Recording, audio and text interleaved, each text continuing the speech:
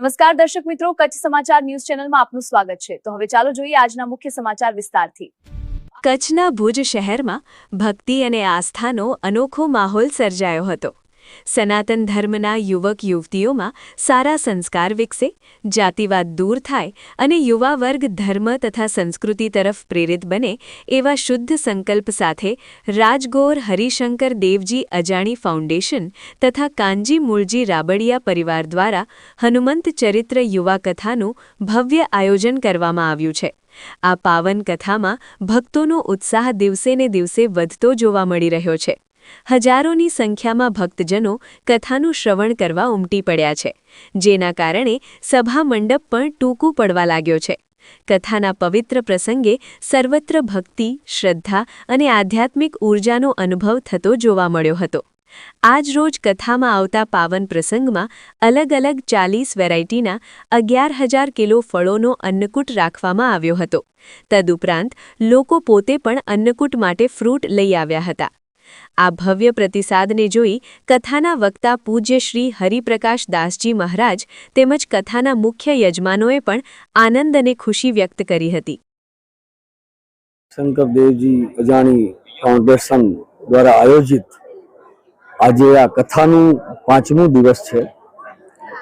2 દિવસ પહેલા આપણે જોયું કે ભવ્યથી ભવ્ય હનુમાન જન્મોત્સવની ઉજવણી થઈ અને આજે જન્મોત્સવ બાદ આજે ફળોનું જે છે તે અન્નકોટ, હનુમાન દાદાને ફળોનો અન્નકોટ 11,000 કિલો ફળ અને બાકી અમે મંગાવ્યો હતો અને બાકી જે પણ ભાવિકોને ફળ આપવાનું હતું એ ભાવિકોએ પણ ફળ વિશેષ ફળ અહીં ધરાવ્યો હતો।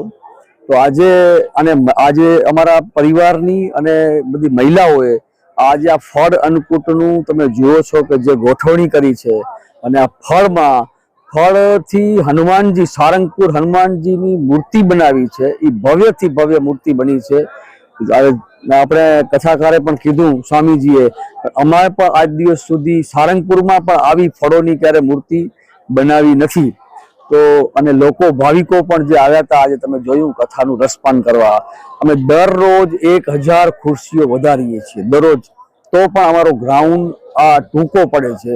એટલે ભુજ શહેરના આજુબાજુના વિસ્તારના અને આખા કચ્છમાંથી ગામડામાંથી એટલા બધા લોકો આવે છે આનું કથાનું રસપાન કરવા। તો આજે આ ફળોત્સવ હતો, ફળોનો એક ઉત્સવ જેવું તમે જોયું હશે કે એટલા બધા ફળ અલગ અલગ સિઝનેબલ ફળ છે। બહારથી પણ અમે ફળ મંગાવ્યા છે કે જે કચ્છમાં નથી મળતા, એ બહારથી મંગાવ્યા છે અને આજે ફળોનો અન્નકૂટ દાદાને ધરાવવામાં આવ્યું હતું। આજે એ રીતે ફળનું આપણે રાખ્યું છે તો કાલ પણ લોકો જોઈ પણ શકે છે આજે આ ફળનું। અને કાલે 11,000 કિલો જે ફળ જે છે એનું આપણે પ્રસાદ રૂપે જે પણ કથામાં કાલે ભાવિકો આવશે એને પ્રસાદ રૂપે એ ફળ આપણે આપશું। કે આટલું ભવ્ય આયોજન છે અને દાદામાં લોકોને આટલી બધી શ્રદ્ધા છે તો અમે વિચાર કર્યો કે જેટલું પણ બની શકે વધારેમાં વધારે ફળનું આપણે અન્નકૂટ કરીએ દાદાને અને દાદાને રાજી કરીએ આપણે। એ દ્રષ્ટિથી જ આજે આપણે ફળોનો જે અન્નકૂટ કર્યો છે। હનુમાન ચરિત્ર કથા મેં પોતે પણ એટલો નહોતો વિચાર્યો કે આટલા બધા લોકો કે મારે રોજ 1,000 ખુરશી વધારવી પડશે। આજે તમે જુઓ છો કે 12,000 લોકો કથાનું શ્રવણ કરી રહ્યા છે અને તમે ડ્રોન દ્વારા જોતા હશો કે ક્યાંય આજે કોઈ ખુરશી ખાલી જોવા નથી મળી। તો લોકોનો હનુમાન દાદા પ્રત્યે જે ભાવ છે અને હનુમાનજી પ્રત્યે જે આસ્થા છે એ દેખાઈ આવે છે। અને આપણા જે વક્તા છે હરિપ્રિયદાસજી, એમની જે વાણીની અંદર લોકોને જે પ્રભાવ છે એ એની વાણીનો પ્રભાવ લોકોને ખેંચી આવે છે। આપણું જે હનુમાન કથાનું ધ્યેય જે હતું કે સનાતન ધર્મ ના દરેક યુવા યુવતીઓ એ લોકોમાં સનાતન ધર્મ વિશે જાગૃતિ આવે અને સનાતન ધર્મથી જોડાય વધારેમાં વધારે લોકો।